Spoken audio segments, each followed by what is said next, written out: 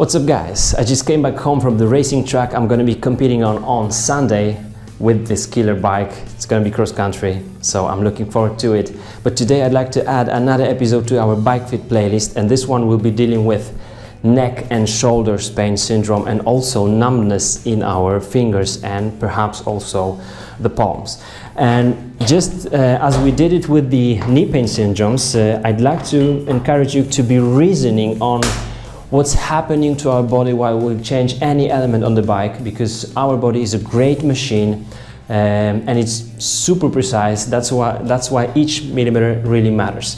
So what matters here? Once more, shoulders and neck pain and numbness in our hands. The weight distribution here matters a lot. Now, what kind of support points we do have here? We have our pedals, we have the saddle, we have the handlebar. That's the points of the connection between us and the bike. Now the pedals will be supporting essentially the weight of our legs here, and when we're talking about the neck and shoulders and hands, that's the upper body we're gonna be thinking about. So the upper body is being supported by the saddle and the handlebars. So it's actually all about weight distribution between our back end and our hands. So what different adjustments can we change here in order to help ourselves and really avoid any pain in our neck and shoulders and the hands? That's the stem length. The longer the stem is, the more pressure we are putting on our hands and on our shoulders, thus on our neck, and also the further we go to the front, or the more aerodynamic position we'll have, the more we have to be really struggling to look just in the front of us. So all those muscles here in the neck have more work to do. Just look at my hat. I'm gonna be just looking at the same point. This is how it looks like. Okay, so the lower and the further to the front I'm going, the more tension in the neck here I'll have, and also more weight distribution on my shoulders and of course the hands. So the longer the stem, the more difficult it can be.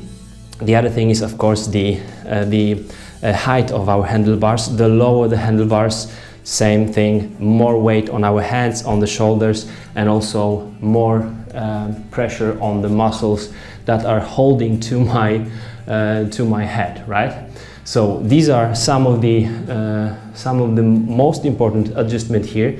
Another one will be with the saddle, and it's the tilt of the saddle. So if I'm pointing the tip of my saddle downwards, like more to the ground, I will be having less support on the saddle and will have support myself more on my hands.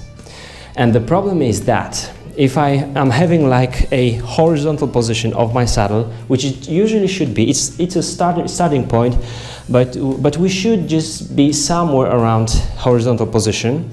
You're sitting on the saddle, you're riding for a couple of hours, and you think, oh, I don't feel really well in my crotch. So what I'm gonna do, I'm gonna change the tilt of my saddle, pointing it a bit downwards. Then I sit on the saddle and I think, all right, that's better. So I can even go like more aero now, because I don't have so much pressure in my just crotch area, right? But the more the saddle goes down in the front, the more weight I will have to support here. And believe me, just like 1 millimeter here on the tilt, change on the tilt, will have impact that you will really feel on the handlebars. So in order not to have tilting your saddle too much downwards, you have to have a comfortable saddle. So not comfy saddle will also cause our shoulders and neck pain, and also maybe some numbness in our hands. So these are super important things. The length of the stem, the longer it is, the more prone to the neck pain will be, and also the lower it is, same result. And tilt of the saddle, the lower it is, the tip of the saddle here downwards, sorry, the more weight on my shoulders will be. Another thing is also the helmet. As you can see, I'm using my one beloved Met helmet. This one is the MTB, and if you've got like a helmet with a dash here, then you see less and you have to be just putting more pressure on your muscles here in order to see what's in front of you. So if you don't have your dash here, let's take it off. You don't have to look so much up with your head, right? Because you just see much further. So that's maybe one of the factors that not many bike fitters would tell you about, because also maybe not many people use a mountain bike helmet on the road bike, but it actually works for both, for mountain and for the road bike. If you have the dash, you'll have to look just more upwards with your head. So that's also the important factors. So when you have a comfortable saddle, you don't have to put so much weight on your shoulders, and you don't have to be super aero, because just remember that comfort means speed, and bike fitters will just be trying now to tell it to the more and more to the professional cyclist, because comfort is just all about producing power, being more relaxed on the bike. And if you want to be aero, you will be aero. You don't have to be super aero all the time, especially maybe on the mountain bike. So these are essentially the informations about neck and shoulders pain. But if we go more into the numbness of our hands and our fingers, that's the bar tape. Of course, the better, the thicker the bar tape is, the more comfort you'll have.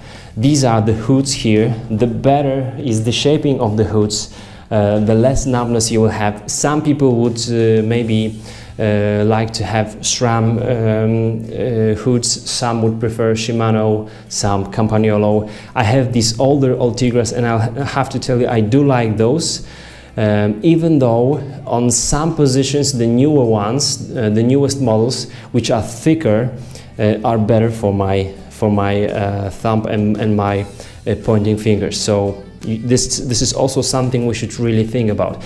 And when it comes to the cross country, like a mountain bike, not having bar ends means that you are always having your hands in the same position, and having chance to just change it. Just check out my video about bar ends.